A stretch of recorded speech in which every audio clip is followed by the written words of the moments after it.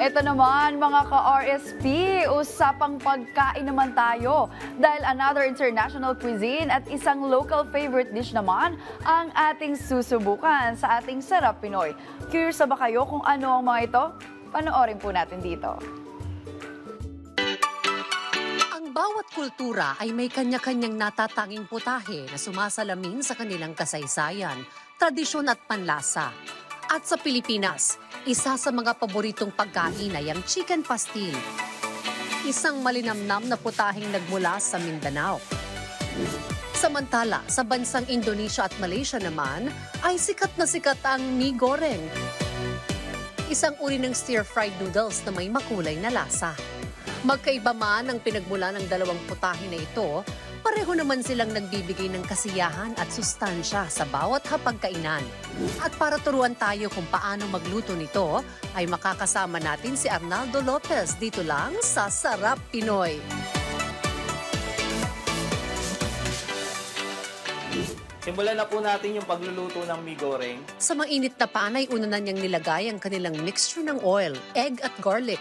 Then after po nyan, lagay na po natin yung pork, yung ating pong tofu. Sunod naman ay sabay niyang nilagay sa pan ng veggies na toge at kangkong.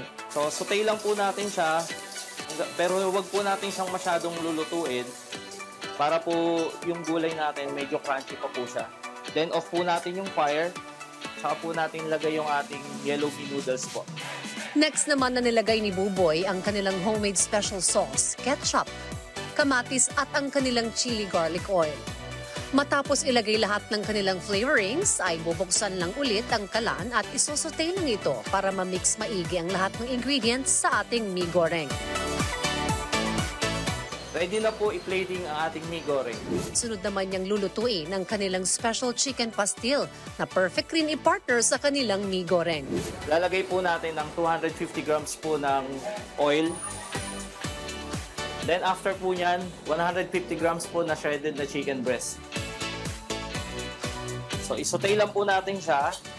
Then after po nyan, i-close po muna natin yung fire para hindi po siya ma-overcook.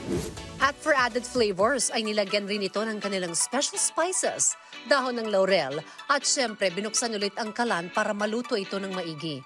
Lutuin lang po natin siya for about 2 to 3 minutes po para po yung mismong spices po nung nilagay natin ay kumapit po dun sa ating chicken pastil. After nyan, okay na po, pwede na po natin iserve ang ating chicken pastil. At para naman sa finale ay nilagay lang ni Buboy ang kanilang mie goreng at chicken pastil sa isang plate. Ngayon, tapos na po ang ating chicken pastil at ang mie goreng. At para sa favorite part ng lahat, para naman tikman ang inihanda nating mie goreng at chicken pastil, ay makakasama rin natin si Emil Jem Opiana. Tikman na po natin ang chicken pastil.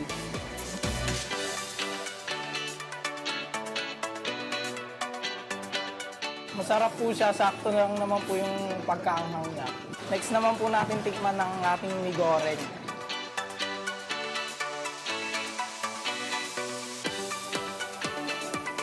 Masarap din po siya. Saktong-sakto po siya i-partner sa chicken pastil.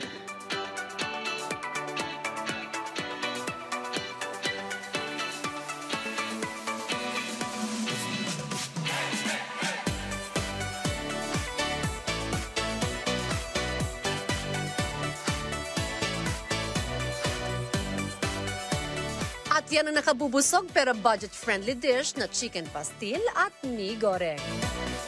At kung may gusto naman kayong balikan sa mga nakaraan nating episode, maaari nyo yung bisitahin sa aming official social media accounts at Rise and Shine Pilipinas sa Facebook, YouTube at Instagram habang RS Pilipinas naman sa TikTok at X.